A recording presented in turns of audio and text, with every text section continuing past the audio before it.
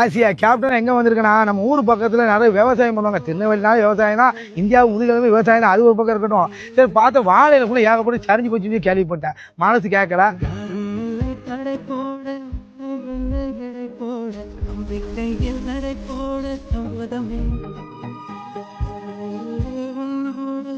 அப்படி கஷ்டப்படும் இப்படி கஷ்டப்படும் நிவாரணத்தை கொடுக்கலையா? இப்போ ஏதாவது பிள்ளை உடம்பு சரியில்லாமல் என்ன செய்றாங்க?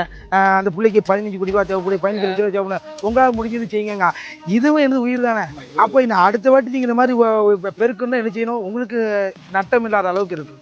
அது இப்போ நான் பார்த்தேன், வளைச்சி வச்சு உங்கள் நியூஸாக ஓடும். அங்கே வாழை செஞ்சுட்டு விவசாயி படுதான்னு சொல்லி என்னடா சொல்லி வச்சிருக்கியா? உங்களுக்கு ரூபாய் கொடுங்கடா, அடுத்து அது பண்ணணுங்களா? அதான் பார்த்தேன். நம்மளோட ஒரு 2 ப்ரொமோஷன் காசு இருந்தது. அபூர்வா கடைன்னு சொல்லிட்டு ஒரு கடைக்கு ப்ரொமோஷன் போனேன். அந்த மனுஷன் ஒரு 15,000 தந்தாப்புல. தென்னாசி ப்ராப்பர்ட்டிஸ் ஏன்னா லேண்டு விஷயமா போனேன். அதுக்கு மொத்தம் 35,000 ரூபா தந்தாங்க. சரிங்களா? எனக்கு என்ன தோணுச்சுன்னா, நைட்டு வந்து பார்க்க ரீல்ஸை பார்க்க வாழை சரிஞ்சு நம்ம ஏரியா தானே பக்கத்தில் கோபால் சமுத்திரம் பக்கத்தில் பார்க்கும்போது இவ்வளோ காலம் சரிஞ்சுன்னு வீடியோ ஒன்று பார்த்துருந்தேன். ரொம்ப சங்கடமாக போச்சு. மொத்தம் எத்தனை பேர் சொன்னீங்க? 10 பேர். ஒரு ஆளுக்கு 2,000 வச்சுக்கோங்க. மொத்தமாக 20,000 இருக்காங்க. தப்பாக நினைக்காது, கம்மியாக இருக்குது. இது சொன்னால் சும்மா வந்தேன் வீடியோ எடுத்தேன்னு என்னாலும் போக முடியாது. நான் வந்தேன், கொடுத்தேன். இதை பார்த்து மக்கள் செய்யட்டும். நான் அரசாங்கத்தையோ எதிர்கட்சிக்காரன் ஆளுங்கட்சிக்காரன் யாரையும் நான் பேச வரேன். இப்பவும் சொல்கிறேன், இதை வச்சு அரசியல் பண்ணாதீங்க. அவங்களுக்கு நிவாரணத்தை கொடுங்க. இங்கே வாங்க, கார் எடுத்து வைக்கிங்களா, சும்மா வீடியோ பார்க்காம லைக் போடுறதும் ஓகே அப்படின்னு போயிடக்கூடாது. ஏன்னா ஒவ்வொரு வாழையிலையும் ஒரு குழந்தை மாதிரி தான். ஏன்னா கிட்டத்தட்ட 5,000 குழந்தைங்க செத்த மாதிரி அவங்க அழுதாங்க. ஏன்னா அந்த அழுகைக்கு என்ன செய்யணும்? மறுபடியும் அவங்க நாற்று நடணும், அந்த பிள்ளைங்களை மறுபடியும் உருவாக்கணும். அப்படின்னா நம்ம தான் சப்போர்ட் பண்ணணும். அரசாங்கம் செய்யணும்னு சொல்லிட்டு எது கமெண்ட் பண்ண மட்டும் போதாது.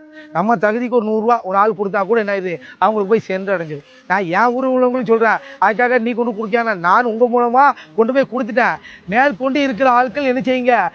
குரூப்லாம் வச்சுருப்பீங்களா? அந்த குரூப்பில் தலைக்கு 50 10 போட்டு கலெக்ஷன் பண்ணி கொண்டு வந்து அந்த விவசாயிகள்கிட்ட வந்து கொடுங்க. அடுத்த வாட்டி ஜம்முன்னு விவசாயம் வளரும். விவசாயம் வளர்றதுக்கு அரசாங்கம் ஒரு பங்கு வைக்கிறனாலும் பார்க்குற நமக்கு கடமை இருக்கா இல்லையா? ஆசியா கேப்டனாக கடைசியாக அவனை சொல்லிக்கிட்டேன். திருநெல்வேலி பிராஞ்சேரி இவ்வளோ வாழையில சரிஞ்சதுக்கு நான் வந்துட்டேன். அப்போ ஒரு ஆள்கிட்ட கேட்டால் போதும், அண்ணன் மாடசாமி என்ன நீங்கள் சொல்லுங்கன்னா அவரு 10 பேர் காட்டுவார். அந்த 10 பேருக்கு நான் நிவாரணத்தை நீங்கள் கொஞ்சம் கொடுங்க, பிரித்து கொண்டு வாங்க.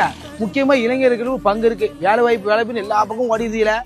அங்கேருந்து தலைக்கு ஒரு குரூப்பாக சேர்ந்து ஒரு 10,000 15,000 கொடுத்தீங்கன்னா நீங்கள் அங்கே வேலை பாருங்க. இங்கே விவசாயம் செழிக்கும். உங்களையும் அங்கே இருங்கன்னு சொல்லலை. ஏன்னா விருப்பப்பட்டவங்க விவசாயம் பண்ணு, விருப்பம் இல்லாமல் வெளியே போய் வேலை பாரு. வேலை பார்த்து இந்த மாதிரி அழிவு பேரழிவு வரும்போது எனக்கு கொஞ்சம் அது விவசாயம் கை கொடுத்து தூக்கி விடும். ஏன்னா நகையை வச்சு நம்ம பண்ணுவான். 2 தடவை போய் புயல்கள் வந்து 3வது விட்டுட்டு ஓடிடக்கூடாது. நான் வந்த நோக்கம் என்னதுமா, இவங்க விட்டுட்டு போயிடக்கூடாதுக்காக வந்தேன். இப்படிக்கே ஆசையா கேப்டன் நான் வந்தாச்சு, செஞ்சாச்சு. உங்களுக்கு தான் நன்றி சொல்லணும். உங்கள் சார்பு தான் செஞ்சுருக்கேன். போமா தம்பி, போமாவே.